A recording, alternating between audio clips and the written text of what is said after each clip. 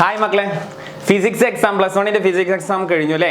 മൊത്തത്തിൽ എന്താണ് നിങ്ങളുടെ അഭിപ്രായം? Question paper actually question paper +1 എല്ലാ വർഷവും വരാവുന്ന പോലെ തന്നെ നമ്മൾ എക്സ്പെക്ട് ചെയ്തിരുന്നത് എന്താ വെച്ചാൽ കുറച്ച് കടുപ്പാവുമോ എന്നൊക്കെ പ്രതീക്ഷിച്ചിരുന്നു. പക്ഷേ നോർമലി +1 എക്സാമിന് എങ്ങനെയാണോ ക്വസ്റ്റ്യൻ വരുന്നത് അതേ പ്രീവിയസ് ഇയർ അതേ മാതൃകയിലുള്ള ക്വസ്റ്റ്യൻസ് ഒക്കെയാണ് റിപ്പീറ്റ് ചെയ്തിട്ടുള്ളത്.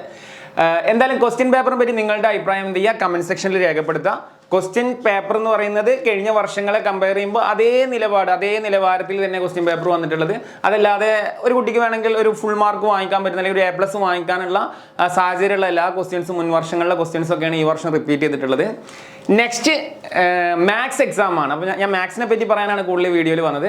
മാത്സ് ബി എന്ന് പറയുന്ന നമ്മുടെ ചാനലിൽ മാത്സിൻ്റെ 14 ചാപ്റ്ററിൻ്റെ സീരീസ് സ്റ്റാർട്ട് ചെയ്തിട്ടുണ്ട്. ഇതുവരെ 2-3-4 ചാപ്റ്റേഴ്സ് നമ്മൾ ഇപ്പോൾ അപ്ലോഡിങ് കഴിഞ്ഞിട്ടുണ്ട്. ബാക്കിയുള്ള ചാപ്റ്റേഴ്സൊക്കെ ഇന്നും നാളെയൊക്കെ ആയിട്ട് അപ്ലോഡിങ് കണ്ടിന്യൂ ചെയ്യും. മാത്സിനെ പറ്റി നിങ്ങൾ ഭയപ്പെടേണ്ട. ചിലപ്പോൾ നമുക്ക് എക്സാമിന് സപ്പോസ് നമുക്ക് ഫിസിക്സ് എളുപ്പമായത് കൊണ്ട് മാത്സ് അതേ നിലപാട് ആവർത്തിച്ചു കൊള്ളണമെന്നില്ല. മാത്സിലെ ചിലപ്പോൾ നിലപാട് എന്തായിരിക്കാം, ക്വസ്റ്റ്യൻസ് ഡെപ്ത് ആയിട്ടൊക്കെ ചോദിക്കാൻ ചാൻസ് ഉണ്ട്. എന്തായാലും NCERT ഉള്ളിൽ നിന്നാണ് ക്വസ്റ്റ്യൻസ് വരിക എന്നുള്ള കാര്യത്തിൽ തർക്കമില്ല.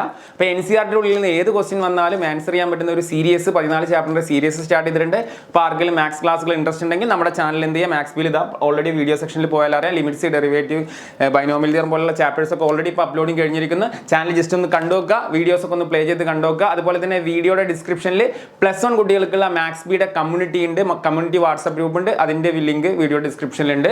അപ്പോൾ അതൊന്ന് കയറിയിട്ട് എന്ത് ചെയ്യുക, അത് ഫോളോ ചെയ്യുക. മാത്സിനെ പറ്റിയുള്ള ഡീറ്റെയിൽ ആയിട്ടുള്ള കാര്യങ്ങളൊക്കെ ഗ്രൂപ്പിൽ ചർച്ച ചെയ്യുന്നുണ്ട് കേട്ടോ. അതേപോലെ തന്നെ വീഡിയോ ഡിസ്ക്രിപ്ഷനിൽ പ്ലേലിസ്റ്റ് കൊടുത്തിട്ടുണ്ട് +1. അപ്പോൾ അതൊക്കെ ഒന്ന് ചെക്ക് ചെയ്ത് നോക്കുക, ക്ലാസ്സുകളൊക്കെ കാണാം.